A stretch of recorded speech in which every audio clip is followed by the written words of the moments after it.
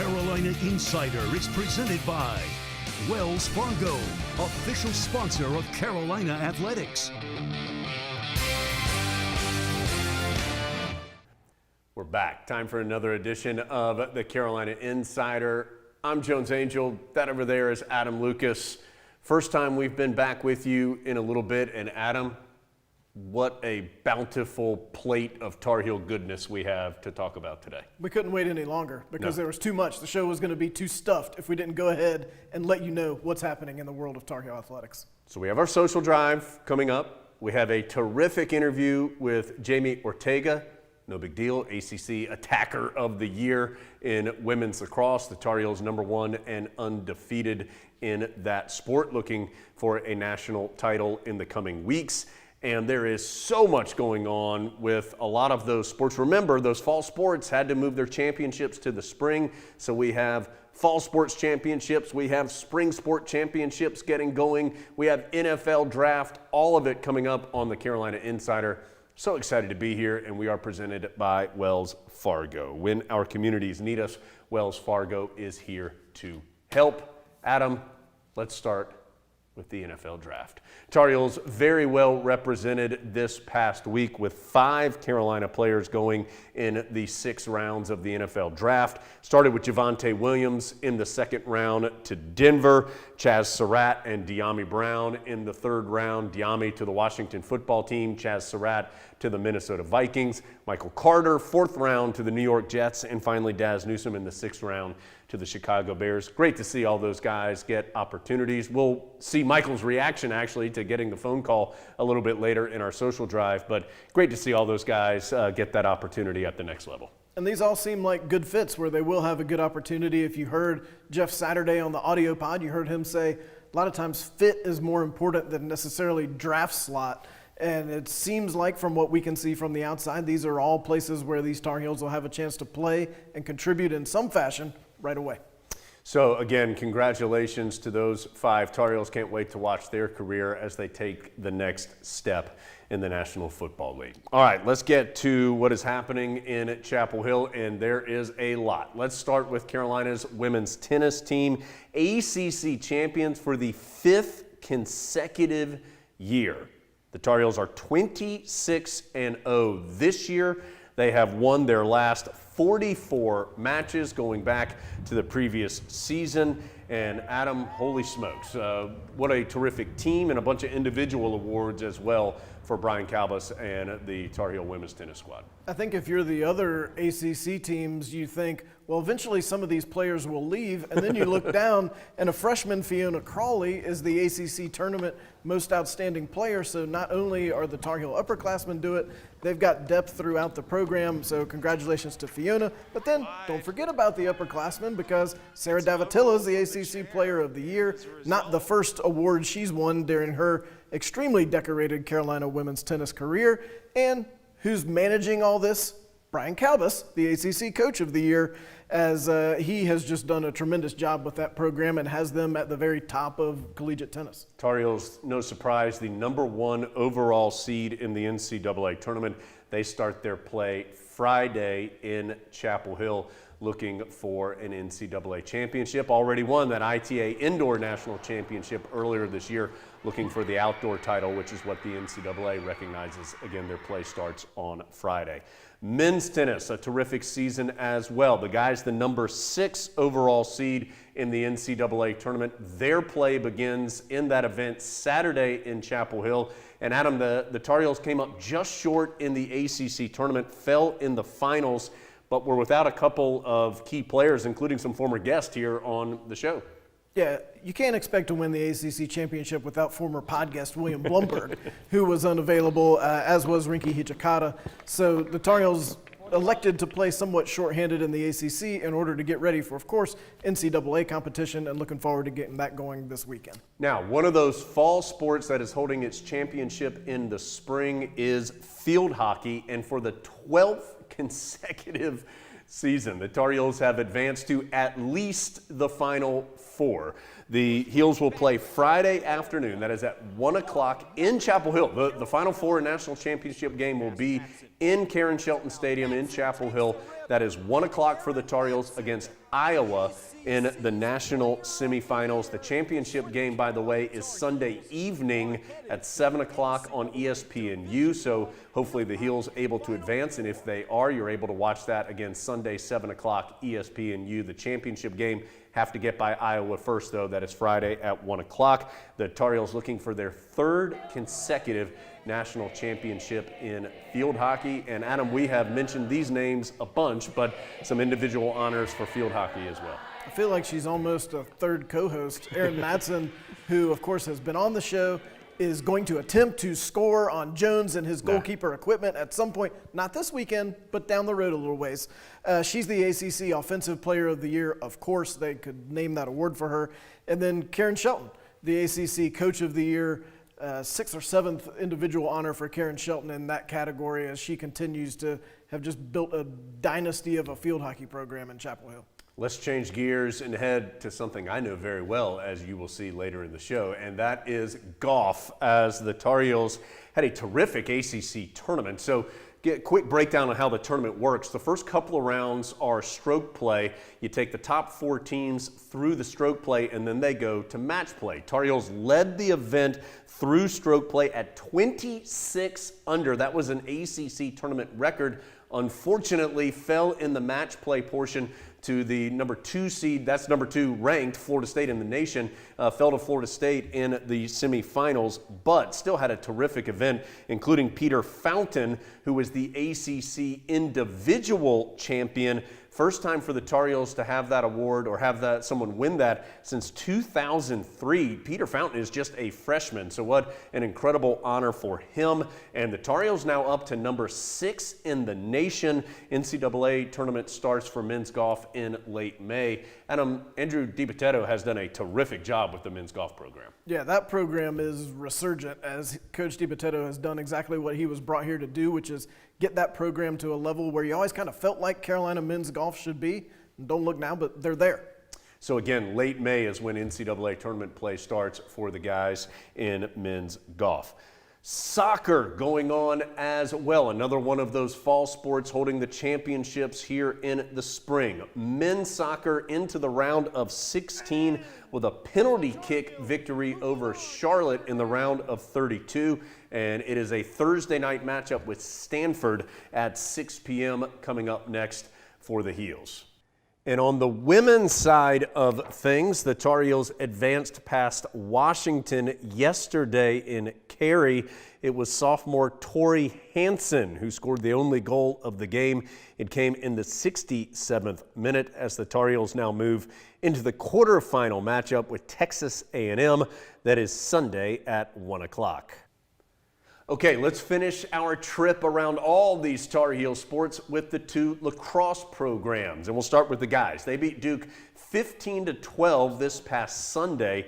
That victory allowed Carolina to share the ACC championship with the Blue Devils this season. There will be no tournament for men's lacrosse this year, so that is the official championship. Carolina sharing that with Duke as those 2 teams split the regular season series. Carolina finished the regular season at 11-2. Adam, currently Tar Heels number 1 in the RPI and number 2 in the national polls. They'll find out their NCAA tournament path coming up this weekend and have a chance to be the number 1 overall seed. Certainly will be one of the top seeds in the event. I feel like men's lacrosse has flown under the radar a little bit this spring just because on campus you've got so many tremendous programs competing at the same time. Chris Gray having a terrific season for men's lacrosse, and they've got a chance to be yet another program that's going to win a national championship. We've talked about on this show before, it's not normal to have this many teams who are national contenders, but this is Carolina in the spring of 2021. We mentioned our guest is Jamie Ortega. She's going to join us in just a second from the Carolina Women's Lacrosse Program, and another ACC championship for the Tar Heels and for the Tar Heel Women's Lacrosse Program. Their 5th consecutive ACC championship. They've won 15 straight ACC tournament matches. The latest came against Syracuse, who is not just number 2 in the ACC, but number 2 in the nation. It was a 9-4 victory for the Tar Heels in the championship game. In their 3 tournament wins, Carolina outscored the opponent 46-14. And 18-0, Adam. We don't know for sure. I think it's safe to say we'll be the top seed in the NCAA tournament. And we're going to talk to Jamie about this in just a second, but a bunch of Tar Heels, a clean sweep from the Tar Heels as far as ACC honors this year. If they're not the top seed, we'd like to talk to somebody at NCAA headquarters. Jenny Levy, ACC Coach of the Year. That's the 5th time that Coach Levy has won that award as she, another Tar Heel head coach, building a dynasty in Chapel Hill. Taylor Marino is not only the ACC tournament MVP, she was great in goal, especially against Syracuse in that championship game. She's also the Defensive Player of the Year for the Atlantic Coast Conference. Ali Mastroianni, the ACC Midfielder of the Year, and our very good friend Jamie Ortega, the ACC Attacker of the Year. Somehow Carolina didn't win Freshman of the Year. Someone from Boston College won that, but well, look, you can have that, Boston College. The Tar Heels will take everything else and hopefully take the top seed when those are announced on Sunday. So Jamie Ortega, who Adam just said, the ACC Attacker of the Year. Jamie was nice enough to come and join us here in studio. Let's get to our conversation with her. Coming out of that, we'll go through our social drive. Man, so glad that you're here with us on the Carolina Insider. It is very difficult to talk with Jamie Ortega on a day she has not won something. Yeah. We didn't achieve that today because she has already won something today. She's the newly named ACC Attacker of the Year. Jamie, congratulations. Let me just say, that's a really cool sounding award to get too, like Attacker of the Year. I like that. That's an honor. Just the name of it by itself. Have you reached the point where you're having to decide like which of these team and individual honors that I have gotten are actually meaningful to me? I mean, they're all meaningful. I was definitely an honor this morning hearing about it. I think what was even more cool is that Jenny won Coach of the Year, Ali won Midfielder of the Year, and Taylor won Defender of the Year, or Defense of the Year. I think that was sick, like to have kind of like a sweep of all of us. I mean, they're so like deserving of it. I couldn't really imagine anyone else getting the awards. And I mean, I know that they can definitely say this, but like they deserved it. And like, I hope that they're really proud of themselves because like I'm really proud of them. But you know, at the end of the day, this is a team award. This is because of like our team. Like I won this award because of them. So like any awards I get or accolades, it's always because of them. Like they make me better. You know, they help me shine and they really like help me throughout the game. So. And that team is incredibly good. If you have not been following Carolina's women's lacrosse team, what are you doing? Undefeated, number 1 in the country, really only been challenged a couple of times this season. Jamie, what has allowed this team to be so dominant all year long? Yeah, I just think it's our chemistry, our trust within one another. We're all family on the team. We love each other. We trust each other, and that's the biggest thing. If you don't have chemistry, like you're not going to succeed. And on the field, I trust anyone with the ball. I trust anyone, whether on defense, on the draw circle, and net, next to me on the offense. I trust them, and I know that they trust me, and I think that's the biggest thing. And you know, our team culture is just amazing. It's just like a family, and I love it. And I think that we just have fun. That's the biggest thing. If we're not having fun, we don't play well. And if you're having fun, like what can go wrong? Really nothing. So I think that's like the biggest thing this year, and just being grateful every day we practice, see each other, be on campus. Because I was shocked we even got this far. It's kind of weird that like we're already in tournament, and it's kind of like a dream. Like I thought like we wouldn't make it this far. So I'm really happy that we get these days, and even today we had practice, and it's kind of like be grateful for being together, being here in Chapel Hill. How have you learned to manage? People don't just expect you to win; they expect you to dominate. And if you just win and it's like 10-5, they're like, "Well, that was good, but I mean, you're really better than that." How do you manage that? Yeah, I mean, I think a lot of people expect us to either have running clock or hit like the 20 mark. I mean, that's never really our plan. Obviously, it's nice. It's nice to have running clocks. We wouldn't want it. But I think a lot of the times it's more of like, okay, let's try and execute this, this, and this. Let's try and score in every position. Let's try and have a turnover on defense. Like, it's little things that we think like that, and that type of mindset that when we're out there, like the energy is contagious. Everyone just wants to play their best, and it's kind of it's contagious. When you see someone else doing well, like you want to do well as well. And then sometimes it just takes off. And, you know, we also have really high standards of ourselves. And we haven't had a perfect game yet. We still have so much potential. So I think that, you know, like we expect to have good games. And I think that going forward, you know, every team wants to beat us. But it's always nice if we do have running clock or, you know, beat teams by that. But also, like, if it's close, it's close, and that's because the other team is really good, and we played our best that we could against them. So, I don't know if you know, when you score, I know Jamie knows this, but I don't know if you know this. When you score in women's lacrosse, you got to, like, drop the stick immediately because they've got to go measure the net, right? Measure the net on the stick, essentially. How awesome is that? Like, I feel like that's a pretty swaggy move, right? Like, you score, and by the way, Jamie scored more goals than any Tar Heel in the history of Carolina women's lacrosse. When you drop the stick, like, do you have like a little swaggy way to do it? I feel like you can do that with some attitude. So I don't really think of it, honestly, in the moment. It's like, oh, I scored, and then it's like, I point to someone, and I'm like, oh, that's because of you. You passed me the ball, or something like that. Like, in the heat of the moment, I just kind of like throw it away, or kind of get it out of my way so I can go like hug my teammates. I'm not like a big thrower. Like, I don't like throw it 10 feet in the air or like, I don't know, run with it like 10 yards and sell it. Like, I don't know. Like, if anything, it's like in the way. And I'm like, I have to throw it. I mean, it's definitely cool. Like, a lot of people always ask like, why do you do it this way? And I'm like, I don't know. Sometimes I honestly like black out in the moment. And I'm like, I don't even know what I did to celebrate. I just like wanted to go hug my teammates.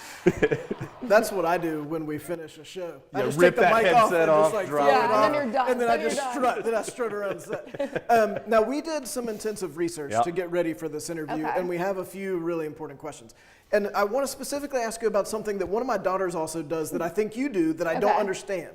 Is it true that when you're going to watch a movie or a TV show, you look up the ending in advance so that you'll know what's going to happen? And if so, why do you do that?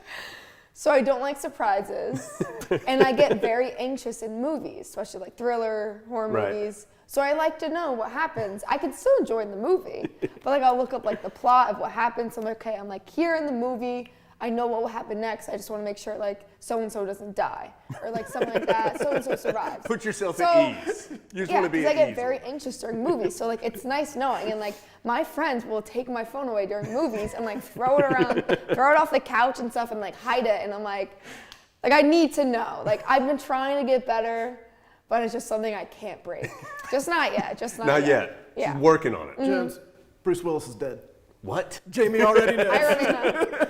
So I have watched a lot of women's lacrosse this year, and I swear you get like knocked down more than anybody else. I mean, and it's because you're so aggressive and you're fast and you're in there. Do you ever get frustrated with that, or do you just kind of understand that's part of the game? Because it feels like they are crushing you.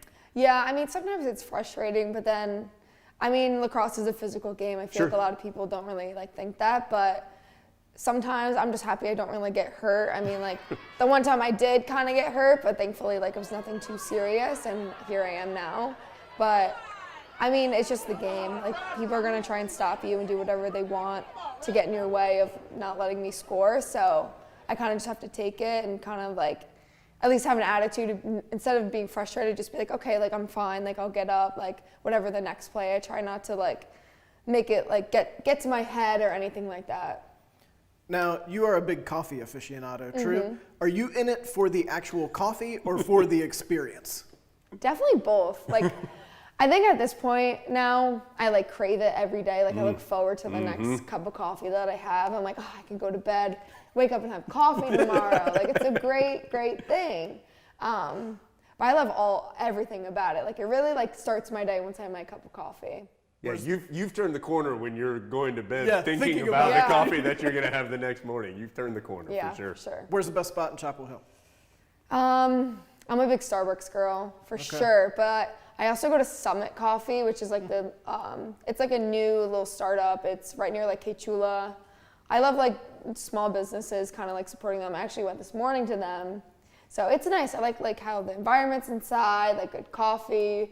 I mean, I'm not really too picky, but like Starbucks is right down the road, and I have a lot of gift cards, so don't forget, free coffee's good. Dunkin' Donuts, proud sponsor of the Tar Heels. Okay, this is from Emma and Katie. Oh God. They specifically wanted us to ask, Who are you most like on the team, and who are you least like on the team? Okay. Okay. Least like, it's probably Carolyn Wakefield. Okay. She's not a coffee drinker. Never wants to know the end of the movies. We're just like definitely different personalities for sure. Most like, this is tough. I know, it puts you on the spot. Trying to think. Because we've got you described as easygoing, that you never get angry, very low key. Maybe Maddie Hoffer. Okay. Maybe it's just a Long Island thing. I don't know. But I think we're very similar in a lot of ways, I would say. All right, so the Tar Heels are going to find out who they play coming up. It's May 9th, I believe, is the date when the tournament will be announced. Carolina's certainly not expected to be anything other than the number one overall seed. Tar Heels have been number one all season long and undefeated. Jamie, what's important now over these next couple of weeks for you guys to ultimately achieve what I know is your number one goal? I think just still building up that chemistry. We can work on it every day. I think especially since school's ending soon, I think going to play pickleball, going to play spike ball, having barbecues together. I think those little things are going to be really important because, at the end of the day, it's the memories you share with one another. And that correlates to on the field as well. I don't think, if you're not close with your teammates, you're not going to do well on the field. And I think that's one of the biggest things. And then just focusing on the little details in practice, whether it's let's win all these draws if we scrimmage, let's score on 50% of our shots in practice, like little goals like that, I think will definitely build it in the way. And even just practicing scenarios, whether it's down by 2 goals with a minute left or something like that, just kind of putting us in the mindset of competition's going to be harder. We have to step up when, things don't go our way. One of the very best to ever do it at Carolina in the sport of women's lacrosse. She is Jamie Ortega. Jamie, thanks so much for coming over to see us, and best of luck in the tournament. Thank you so much for having me. It was an honor. Our interview with Jamie Ortega, presented by Coca-Cola, which tastes better together and is a proud partner of Carolina Athletics. Adam, you might be out of practice. It's social drive time. Do you remember what to do? Does that arm still get up? Yeah, okay. Let's drive through social media and find some fun Tar Heel topics. And mentioned this a little bit earlier. Adam, what a great video this is. Michael Carter drafted by the New York Jets in the 4th round, and they captured some video of Michael receiving the phone call. Let's take a look.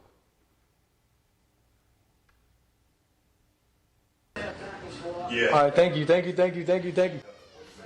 right.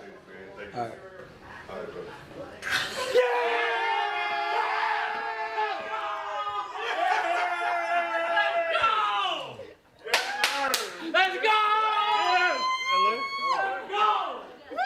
Hey, I'll call you back.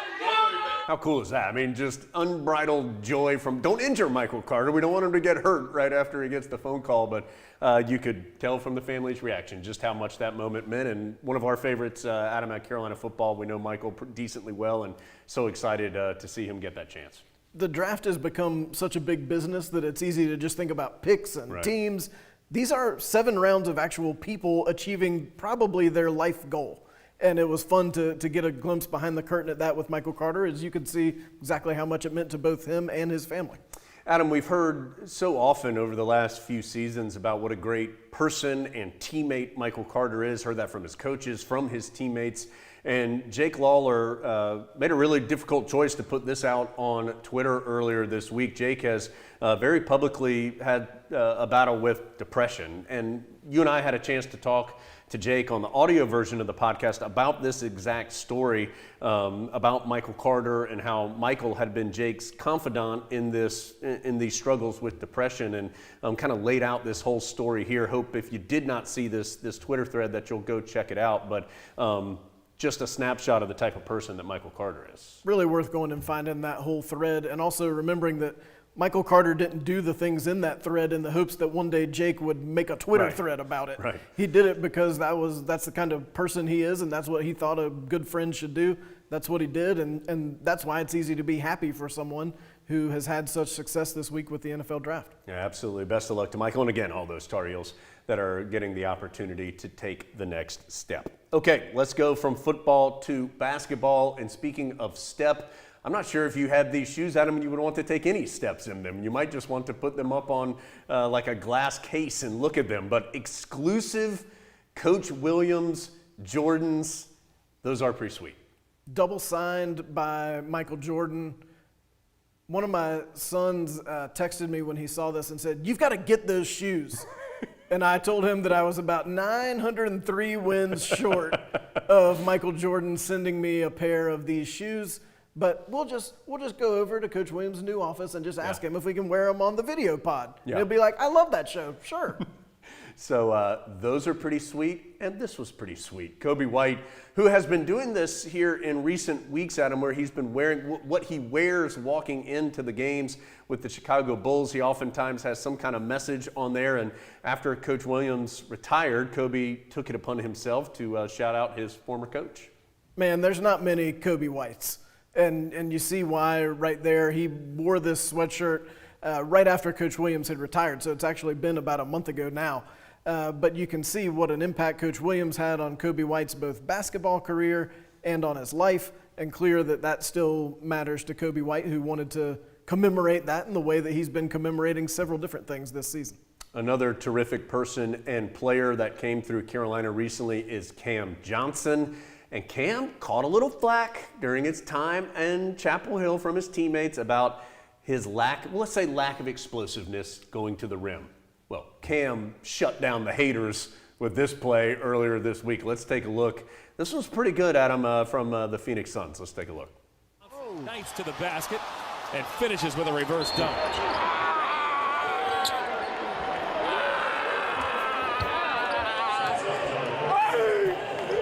I believe that's Cam Payne, one of Cam Johnson's teammates with the Suns after that nasty throwdown against the Cavaliers. Adam, would you like to reenact that? I'll get the Nerf goal out.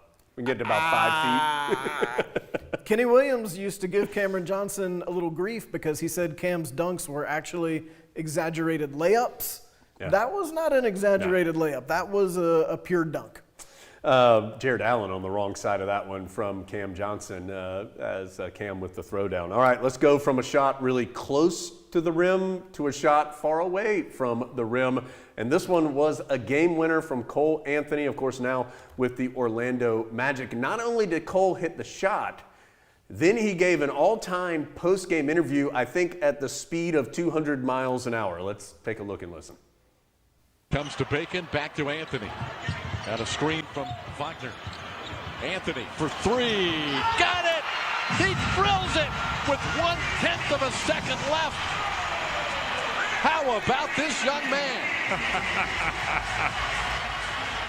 I'm scared to walk into the locker room because I feel like they're gonna do something dangerous. But yeah, I do this. I live for these end of the moments in games. It's crunch time. What I said two games ago. That's my time.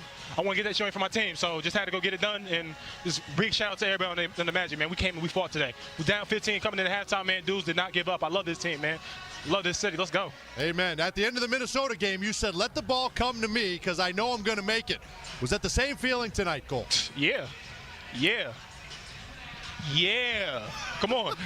Yeah. Well, then take us into the huddle. What happened? What was the play? And was that exactly what was drawn up? Well, man, yeah, we had a few plays up, and we had a play drawn up before that if the ball had come to us when they was reviewing that joint. And I was honestly in my head like, I really just wanted ISO. Not even gonna lie to you. I wanted ISO. I just knew if I got someone on the island, it wasn't gonna be safe. That's for real what I knew was happening. But that was the play we drew up. Came off that. I had Kyle Anderson on me. I was like, yeah, it's game time. Adam, would you like to provide a transcript of Cole Anthony's post-game interview? If you're not from above about 51st Street, I don't think you got every word of what Cole said there.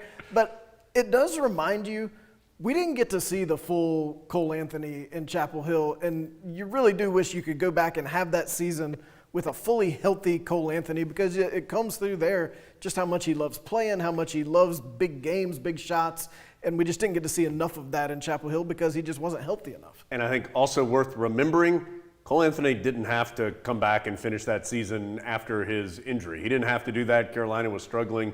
He could have shut it down. He elected to come back and play more and try to help the team win. And so great to see him having success at the next level with Orlando. Yeah, he loves it there in Orlando, so good for Cole. All right, Deion Thompson, former pod guest over in Spain, I believe, Is that right, Adam? Maybe Malaga, Spain. Maybe we should listen to the play-by-play on this three-pointer and four-point play from Dion to get a better feel. Let's take a look and listen. Darío Brizuela sigue, Darío Brizuela finta, se la da de Otoso, tiene que lanzar de tres de falta.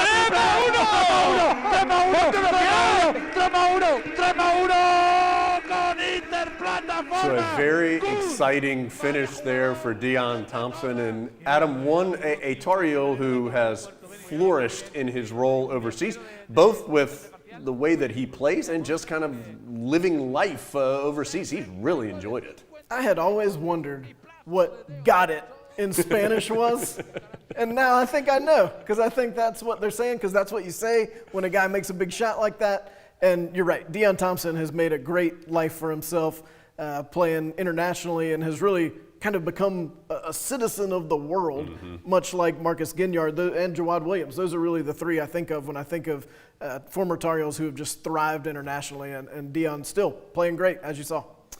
All right, rounding the final turn here on the Carolina Insider. Adam, a nice moment earlier this week, or last weekend, we mentioned the men's lacrosse victory, and you'll see here, this is actually kind of random, a tweet from Rick Pitino, which is going to get us into this conversation. But the Tar Heels wore warm-ups before the game, I believe with Duke, honoring Dave Duffy, who's a former men's lacrosse player at Carolina, unfortunately passed away extraordinarily unexpectedly, as you can see there in the tweet from Coach Pitino. So a poignant moment for Carolina's men's lacrosse program before that big victory.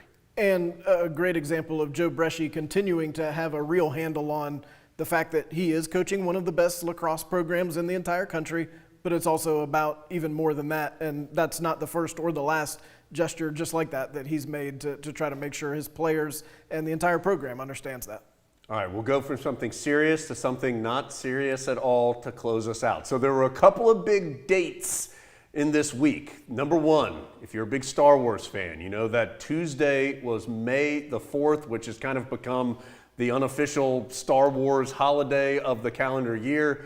And Adam, Rusty Sebastian with some quality Photoshop work there. I assume that's Photoshop and not when we were actually with Ramses, who is dressed as a Jedi. I know it's not Photoshopped, and that's that jean jacket that the Tar Heels wore in warm-ups. Okay, so certainly that would be enough ridiculousness on Photoshop on Twitter for the week, right? No, we're sorry, because the next day was May 5th.